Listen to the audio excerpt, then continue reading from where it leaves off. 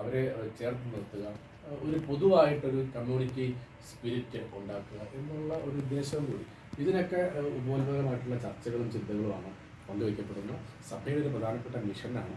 സഭാ സിനഡാണ് ഈ ഒരു പ്രോഗ്രാമിനെ നടത്താനുള്ള ഒരു വലിയ സപ്പോർട്ട് നൽകിയിരിക്കുന്നത്. നമ്മളുടെ ഒരു ചർച്ചിൻ്റെ ലീഡർഷിപ്പ് കുറേ കൂടി ലേറ്റി ഫോക്കസ്ഡ് ആയിട്ട് വരാനുള്ള ഒരു ശ്രമത്തിൻ്റെ ഭാഗമാണ്. അതാണ് ഇപ്പോൾ ചെയ്യുന്നത്. അങ്ങനെ ഒരു കളക്റ്റീവ് മൂവ്മെൻറ്റിൻ്റെ തുടക്കം നാഷണൽ കോൺഫറൻസിലൂടെ നടത്താൻ ഒരു പോളിസി മേക്കിംഗ് ആയിട്ടാണ് ഈ പ്രോഗ്രാം നമ്മൾ കാണുന്നത്. അതിന് നിങ്ങളുടെ എല്ലാ പിന്തുണയും ഞങ്ങൾ സ്നേഹപൂർവ്വം അഭ്യർത്ഥിക്കുന്നു.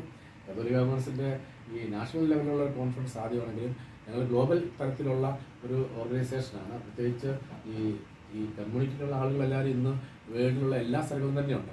ഈ കാത്തലിക് കോൺഫറൻസിന് തന്നെ 44 രാജ്യങ്ങളിൽ ഭാരവാഹികളും കമ്മിറ്റികളും ഉണ്ട്. 44 രാജ്യങ്ങൾ നമ്മുടെ പ്രതിനിധിയുണ്ട്.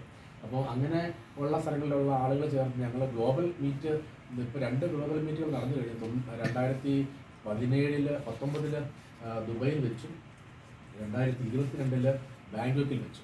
ഈ വർഷവും നമ്മുടെ 3ാമത്തെ ഗ്ലോബൽ മീറ്റ് നടക്കുന്ന റോമിൽ വെച്ചാണ്. മാർപ്പാപ്പ ആണ് ആ പ്രോഗ്രാമിൻ്റെ പ്രധാനപ്പെട്ട നമ്മളുടെ പ്രോഗ്രാം അഡ്രസ്സ് ചെയ്യുന്നത്. മാർപ്പാപ്പ പ്രൈവറ്റായിട്ട് നമ്മളുടെ വീട്ടിൽ തന്നെ വരികയും അഡ്രസ്സ് ചെയ്തത്.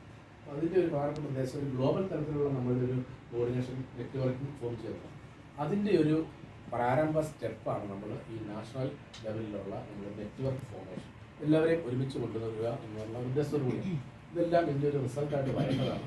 വ്യത്യസ്തങ്ങളായിട്ടുള്ള ആശയങ്ങളുള്ള ആളുകളാണ്, വ്യത്യസ്തമായ രാഷ്ട്രീയ ചിന്താഗതിയുള്ള ആളുകളാണ് ഇതിലുള്ളത്. ഞങ്ങളുടെ കമ്മ്യൂണിറ്റിയിൽ തന്നെ എല്ലാ രാഷ്ട്രീയ പാർട്ടിയിൽപ്പെട്ട ആളുകളുണ്ട്. കോൺഗ്രസ്സുകാരാണ് ഒരു കാലത്ത് കൂടുതൽ